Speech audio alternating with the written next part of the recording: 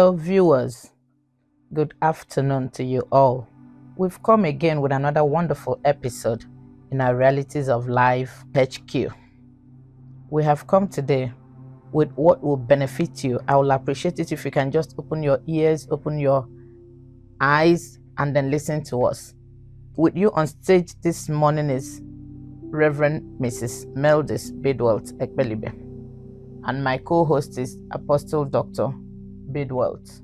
You're welcome. Thank you. Okay. Today's topic. In our daily lives, we are surrounded by people who seem to be doing better. All our fingers, as I'm looking at my fingers, all of these fingers are not equal. Some are longer than some. That is how it is in our normal life. For instance, all the human beings on this planet Earth, they are not equal. You find some building houses, some bought homes, some just got married, some just got promoted. Someone has started a successful business and it is running well. And before you realize it, if you don't take your time, you find yourself comparing, competing with those people, with those of your friends, measuring yourself to their own successes, or trying to measure your success with their own success. But you refuse to realize what this comparison you're doing is doing to yourself. You might be harming yourself by this comparison. It shouldn't come. Today we are going to talk about why your greatest competition isn't another person's competition. The best thing for you is to become whom God has called you to be. As you listen to us, this is Realities of Life HQ, where we confront not just the truth, but everything realities. Whether it is uncomfortable, we confront it. So, I will appreciate it if you can listen again. The title of today's episode is Comparison is Stealing Your Peace. Stop living someone else's life. Okay, I'll give a short story, sir, so that after the short story, I'll come up with some questions. Every morning, Michael opened social media before getting out of bed. He saw friends buying houses, others getting married, some were traveling the world, another has just been promoted. Slowly, he became convinced that he was failing. He was lagging behind. Yet nobody knew he had just overcome depression. He paid off some debts and was rebuilding his life. If you look at it very well, he wasn't losing.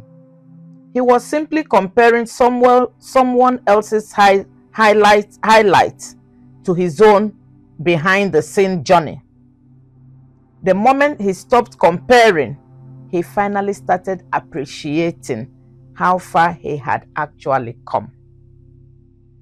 So, sir, having listened to this story of mine, this short story of mine, I will appreciate it if you can answer some questions. Number one, the first question is, why do people compare themselves in this world of today? Okay, thank you. First of all, I want to thank you, and also I want to thank our audience. It's all about life, and that's why treat realities. It has to do with your present life while you are here on earth. So we're going to apply some biblical principles and also some social principles that are going to help you to enjoy life to the fullest. All right. Now, you must have to understand that we live in the jet age, where we hear about the Gen Zs and things like that, and the tech is moving very fast. The devil is also using the tech, just like every other person uses the tech. The church uses the tech. The politicians also use the tech. But we must have to understand that there is more to life than what you see. Okay, so first you have to consider, why do people compete and compare so much in this age? Because I strongly believe that some decades back, the competition was not like this. There was competition, but not as now. Why? You must put three things in perspective: the social media, the impact of the social media, then the societal pressure as a result of the social media, and also the unrealistic expectations. These three, you understand, are interconnected. Okay, the exposure to the introduction of social media and also the exposure to social media, puts pressure on people, and then as they are under that pressure, they start to make some funny decisions about life. And at the end of it all, they end up shipwrecking their destiny. So if we can watch these three, do you understand? Yes. You will not be able to compete. You will not like to compete yourself. Watching them, I don't mean going through your social media platforms. I'm talking about being careful about how you expose yourself to the social media, your Facebook, Instagram, TikTok, name them. You have to be selective and you have to have caution. And that is why it's not for children. It has to be for people that are skillfully, matured in the things of life, or somebody that is of age. If you look around you now, you notice that so many governments, they are banning the younger ones from early exposure to the social media. Because at times, it affects them, but we're going to talk about that. Okay, now, also, you have to watch the pressure that comes on the society, even in your own very house, even in your own very family. There are pressures mounting every day because of the introduction of the social media, and people are getting exposed every day. So people tend to fight themselves, and they want to be like this person, and the other person wants to be like the other person, instead of living their life in their own lane. All right. Okay. Then the last one you have to watch very well is the unrealistic expectations, because you have now seen some things happening in the social media. Now you want to be like that. Okay, so it works two ways. It helps people to know that they are backwards, so they have to put some sprints on their feet and move forward. It also works that even when they are doing well, they no longer see that they are doing well. All they are seeing is what is happening in another person's life, and that is going to be a very big shocker, because they kind of become stunted. They stop doing whatever they are doing. They are now picking people's lifestyles and things like that. So if you can watch these three, it will be easy for you to enjoy life. But if you don't, then definitely you're going to make a shipwreck. All right, and sir. There's no truth about it. Thank you so much. Yeah. My second question comes. It Yes. says, how does comparison rob people of happiness and purpose? How does comparison rob people of their happiness and purpose? And purpose. Okay. Yes. Now, I'm going to come from the perspective of the scriptures in Hebrews chapter 13, verse 5. I want to read it out directly as it has been written. I don't know what is there, but I want you that is listening to see actually that it's not just coming from me. He said, let your conversation be without covetousness. Conversation there is not as you are talking to people. It means conduct of life. Let your conduct of life, okay, be without looking into another person's lifestyle. That is the reason for covetousness. Then he says, and be content with such things as you have. For he had said, I will never leave you nor forsake you. Now, the key point here is that be content with such things as you have. You already have. The problem, the challenge is that the more you are exposed to social media and allow the social media to direct your life, you forget that you already have. There is something you have. Yes. God has not brought anybody into this world, whether you are a Christian or a pagan or a Muslim or a Shintoist, Buddhist, whatever. Or you call yourself an atheist because of ignorance. God has deposited something into you. That breath he deposited into you carries talents. And that is why many of the things that we see today development does not even come from the church. It comes from people of the world. People we call people of the world are people that are not Christians. Okay? So you have, God is aware that you have already. So why are you acting as though you don't have? Because you are looking at other people's content. You understand? You have a content. Why not look inwards and develop yours? And that's why we're doing this show, so that you can understand that, life does not end in looking, across your window. There are people, your life is better than somebody you are thinking that his life is better. I'm telling you. Yes, and then another thing you must have to understand is that you will always continue being dissatisfied if only what you do is to look through your window, to look into another person's house. Because it will not be long. You notice that you don't have the kind of breakable plates that they have, and then you don't have the kind of plates. You don't have the kind of a television. You don't have the kind of chairs. You don't have the. In fact, you will find out that your lounge is like a lounge of people of 100 years ago. Meanwhile, you have been living in that particular house and you are comfortable. But the day you saw your neighbor's lounge, you became dissatisfied.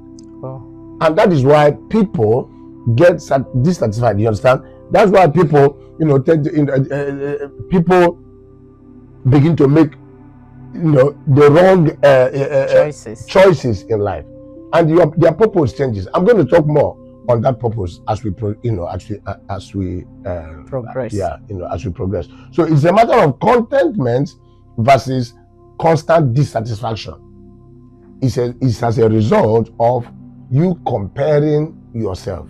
The moment you do, once there is comparison, you understand, there will never be contentment, and there will be continuous dissatisfaction. That's the way it runs. Thank you so much, sir. You're welcome. The third question is, can comparison cause people to make poor life decisions? Of course. Because there's no way you can compare yourself to somebody without seeing something that you don't have, that the person has, or something that you have the person doesn't have. Then you become haughty. You become too proud of yourself. And it will be difficult for you to even learn from the person, to pick something that he has that you can put into your own life. That's the danger of comparison. In a certain place in the scripture, the sons of Jacob, they were so carried away by comparing themselves among themselves. And they were looking at each other's shoulder. That's meaning looking at what you have that I don't have, and what I have that you don't have. And then by the time they knew it, the famine that was in their land, they couldn't address it. They were busy comparing themselves with one another. And that was why Jacob had to make that decision of going to Egypt. Egypt was never a good place. They were warned before. But Jacob, an old man, he didn't know what to do, because the children that were supposed to take, proper decisions. Yes. Because the visions are for the young people. You understand? They couldn't, because they were busy looking at themselves. And then they ended up in Egypt and added 30 years to their 400 years. It was horrible. It was horrible. You understand? And all of us knew how they ended. But for the purpose of those that are not Christians, the moment you compare yourself with another person, you are bringing in a lot of horrible things. You are going to make a wrong decision. Yes, because your decision will be based on what you are seeing. And there are a lot of things that you don't see that you think you are seeing. And that's why the scripture says they look, but they look not. Yes. They have ears, but they don't understand. Not that they don't hear, but the way they hear determines the outcome. Then the Bible says, with what measure you hear, with that measure it shall be meted back unto you. What is he saying? The position you take in hearing matters a lot. If you are hearing based on I don't have, but you are hearing from somebody that has, you are going to be a total shipwreck, because jealousy will kick in, envy will kick in. You will no longer learn from the person. You are now bitter, and of course we know that bitterness does not end anybody any progress. Good. So we have to be very careful about that. All right. Yes. Thank you so much, sir. The last but not the least question is, how can someone stay focused on their own journey? How can someone stay focused on their own journey? Okay. Another thing, this should be the last question. Yes, sir. Okay. What I forgot to say previously, concerning the making of poor decisions and things like that. If you look around you will find out that there are people, for instance, that choose certain careers just because they feel that somebody in their family is that. You notice those when we started growing up, we notice that some families you come there, you see lawyers, everybody, or some you see engineers everywhere. These are good professions, but you never see you never see many people being teachers. Everybody, you see maybe only one teacher and the other people into business.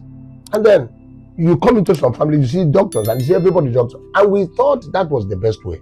Nobody thought about footballing, that is a career. Nobody thought about music, that is a career. But today The people in football and social world, they are the people ruling the world now. Yes, sir. Those people that were doctors and lawyers and whatever, they have dropped. Many of them have dropped their wig.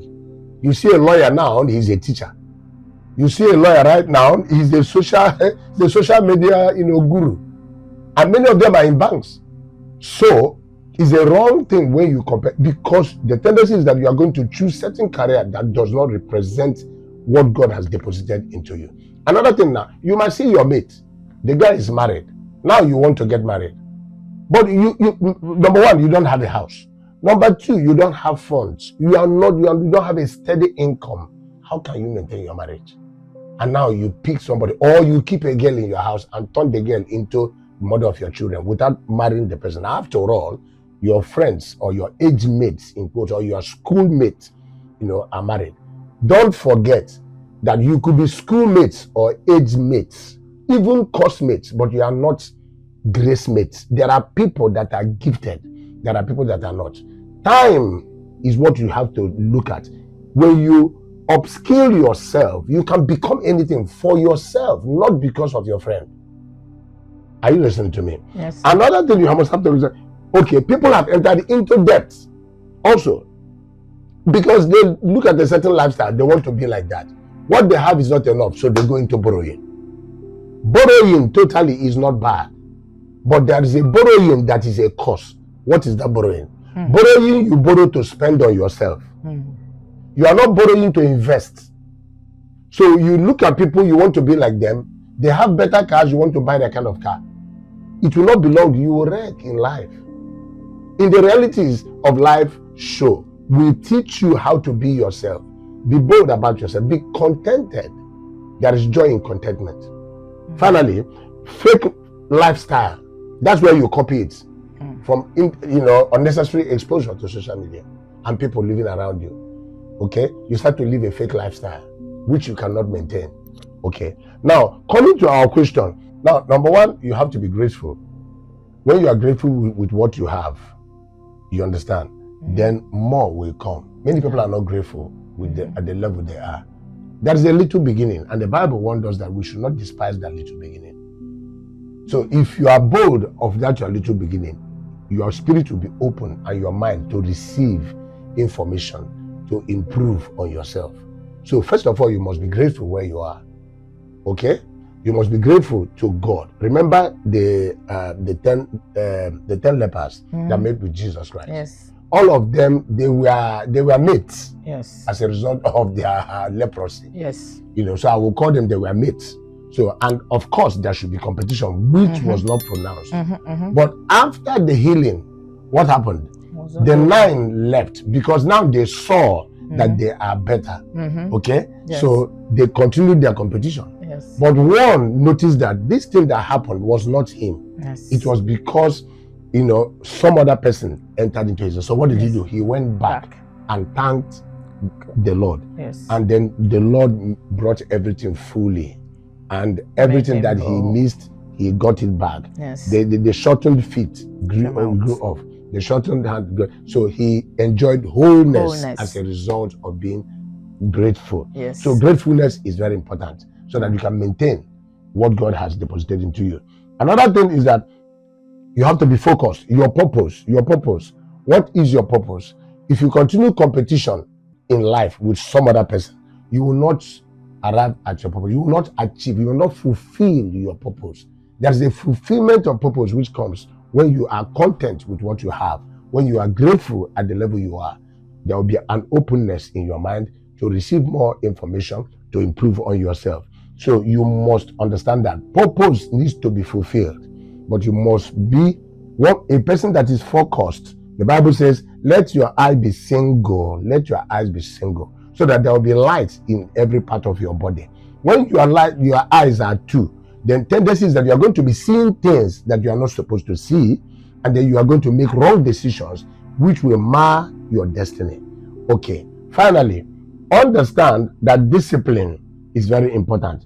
If you are not a disciplined person, you cannot maintain what you have. Because today you make a law, tomorrow you break it. Yes. The other day you make a new one, the other day you break it. So you must learn to stay on the point that you have started and follow it up. Don't be moved with people around you. Okay? Right. Then trusting God is very important in whatever you do. Trust his timing. If you trust God's timing, a lot of things will be so perfected. Ecclesiastes chapter 3, if you read from verse 1 to 8, see, there is a time under heaven for everything. There is a time. If it is a time for you to get married, get married. If you don't get married that time, and then you use that time to maybe to get another job or to start another kind of investment, there's going to be a problem, because by that time other people that are at their own level that are supposed to get married have gotten married. By the time you want to get married, you understand, you will be frustrated. You might make certain mistakes. You might not have time for your wife or for your husband. So there is a time to marry. There is a time to do investments. There is a time to do anything under heaven. So listen to yourself. Check your life. Know what God has deposited into you. Know what you want to do. Focus on it. Be disciplined and trust God. Thank you so much. Thank you so much, Dr. Sir. All our viewers, at the sound of our voice, you've heard him. Okay? Comparison is the enemy of contentment. Okay? Someone else's timeline is not your assignment. Just focus on your own assignment. Let the other people focus on their own assignments. You don't have to win other people's race. Run your own race. Let them run their own race. Purpose grows when comparison dies. Stop comparing yourself. You are the best of yourself. You are the best episode of yourself that God made. You are wonderfully and fearfully made. Refuse to accept what the devil is telling you otherwise. Be who you are. It is only when you make up your mind, you'll be contented with yourself, that you can move forward. We have come to the end of today's episode of Realities of Life HQ. Remember, we're on Instagram, we're on Facebook, we're on YouTube. Please like and follow us. Make your comments on YouTube. Let us know the criticisms you have for us so that we can be better. Thank you so much. Dr. Sir. Don't forget, there is a link between purpose and timing. So don't live someone else's life because the person has his own timing. Yes. It might not be your timing. All God right. bless you. Thank you so much. See you next time. Bye.